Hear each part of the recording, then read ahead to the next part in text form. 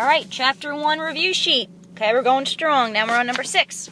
Okay, so again, I made the chart, the table, sorry, for you guys, okay? And I'm going to read what it says, so follow along. It says, what is the constant of proportionality of the linear function? Okay, don't get afraid of those words, okay? A linear function means a line on a graph, okay?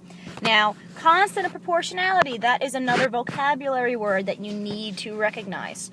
Now, when you hear that, okay, you should think of, oh, direct variation. And then, oh, when you hear direct variation, you should think of a certain formula. And that certain formula is y equals kx. Okay, now, if you look at the table, all right, yes, there's a lot of numbers, but there's also things that you need to notice.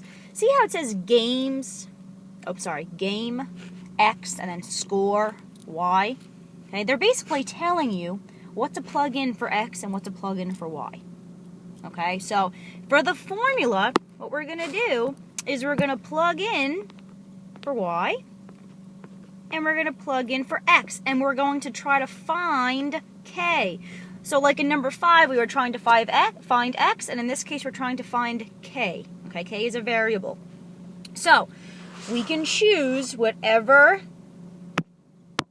one that we would like, one ratio. All right, so let's choose this one.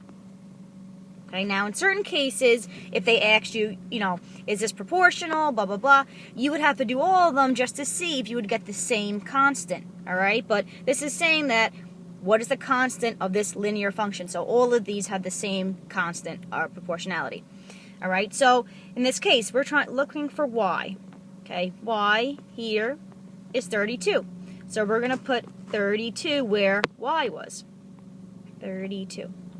Then we're going to find x, right, which is 4. Okay, so we're going to put 4 where the x was before. 4 before.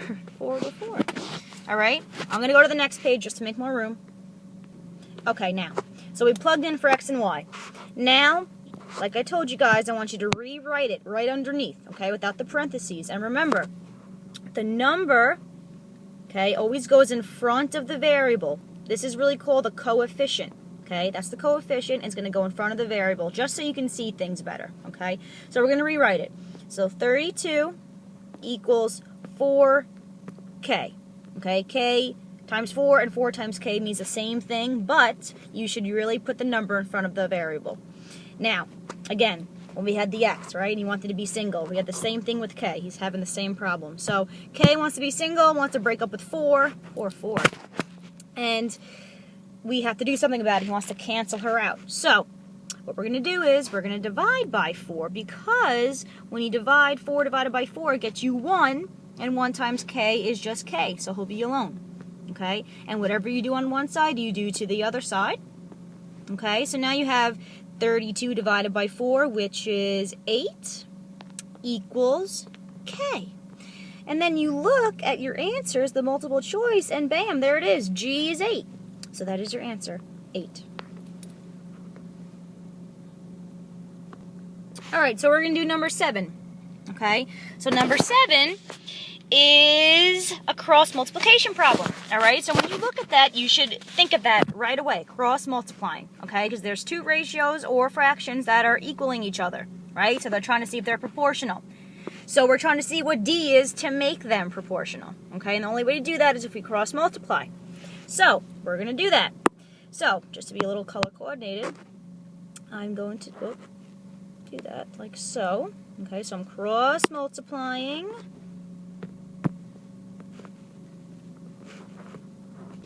So after we cross multiply, okay, so the red, 55 times 42, and then 30 times D, okay? So 55 times 42 comes out to be 2,310 equals 30 times D, which is just 30D, okay? So again, now we have D who wants to be single, okay? Now this time it's a she.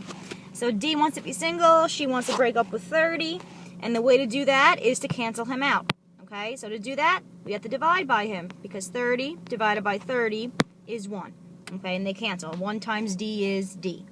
So then, whatever you do on one side, you have to do the other side. And now, you would be dividing 2,310 divided by 30. But remember, there's a trick.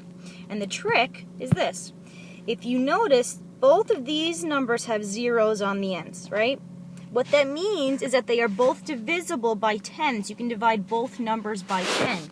And when you do that, you're actually simplifying it, right? You're making it smaller, but it's still equal to. So, when that happens, when there's a zero on the end of both numbers, you can cross them out. Okay, so now you have 231 divided by 3. Okay, so it's a little easier. So when you do that, you end up getting 77. Okay, so 77 equals D, and then you look at your multiple choice, and there it is, A. Okay, A is 77, and be careful because B is 67. Okay, so you have to be very careful. All right, so 77 equals D. That is your answer.